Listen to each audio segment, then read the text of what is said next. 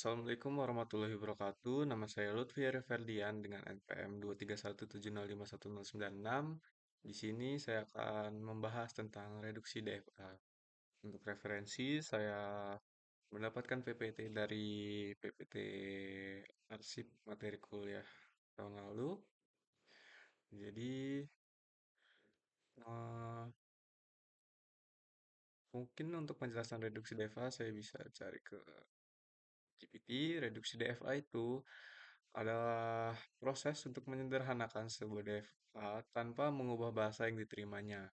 Tujuannya adalah untuk mengurangi jumlah state dalam DFA sehingga DFA menjadi lebih efisien, namun tetap menerima himpunan string yang sama. Ada dua langkah utama dalam reduksi DFA, yaitu menghilangkan state yang tidak terjangkau. State yang tidak pernah bisa dicapai dari state awal dapat dihapus karena tidak mendapat mempengaruhi hasil. Yang kedua itu menggabungkan state yang ekuivalen. Dua state dikatakan ekuivalen jika untuk setiap input dari kedua state tersebut, mereka menghasilkan keadaan yang serupa atau masuk ke state final yang sama. State-state yang ekuivalen dapat digabung menjadi satu. Untuk di PPT-nya, ini ada dua DFA M1 dan M2, masing-masing menerima LM1 dan LM2. Jika LM1 sama dengan LM2, maka M1 sama dengan M2. Untuk contoh bisa dilihat seperti di gambar.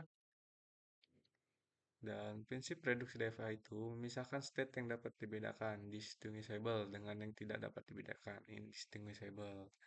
Untuk suatu LM, terdapat sejumlah DFA. Diinginkan DFA yang sedikit jumlah state-nya. Misal, PQ adalah pasangan state dan A adalah input. Distinguishable, P bukan anggota dari F dan Q adalah anggota dari F. Atau sebaliknya, seperti ini. Langkah-langkah mereduksi DFA. Hapus semua state yang tidak dicapai dari state awal. Buat semua pasangan state. Tentukan pasangan state yang distinguishable dari pasangan yang distinguishable lainnya untuk semua P, Q, dan semua A anggota Z.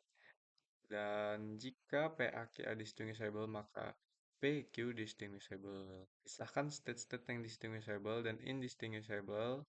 Gabungkan beberapa state yang indistinguishable, lalu sesuaikan transisi. Berikut ini contoh dari sebuah DFA. Lalu ini reduksi DFA-nya. Dan ini untuk tabelnya. Dan ini mungkin ada latihan. Eh, Coba kita cari lagi untuk berikan mengerti ya, ya, yang lebih jelas. Lebih jelas dari reduksi DFA. Untuk lebih memahaminya, nah, untuk tujuan DFA itu yaitu efisiensi, DFA yang lebih kecil akan lebih mudah dipahami dan diimplementasikan serta lebih cepat dijalankan dalam perangkat keras atau perangkat lunak dan untuk optimalisasi. DFA yang berisi state lebih sedikit membutuhkan lebih sedikit memori dan daya komputasi untuk memproses info. Untuk langkah-langkahnya seperti menghapus state tidak terjangkau dan menggabungkan state ekuivalen, lalu algoritma minimasi, proses untuk menemukan DFA minimal biasanya menggunakan algoritma seperti algoritma partisi atau algoritma Moore yang membantu mengidentifikasi state-state yang bisa digabung. Algoritma ini bekerja dengan mengelompokkan state-state ke dalam kelas-kelas ekuivalen lalu membentuk DFA baru berdasarkan hasil pengelompokan tersebut.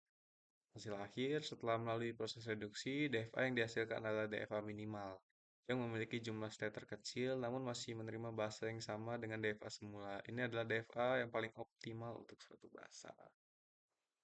Sekian dari saya. Jika ada salah kata dan kekurangan saya mohon maaf. Terima kasih. Wassalamualaikum warahmatullahi wabarakatuh.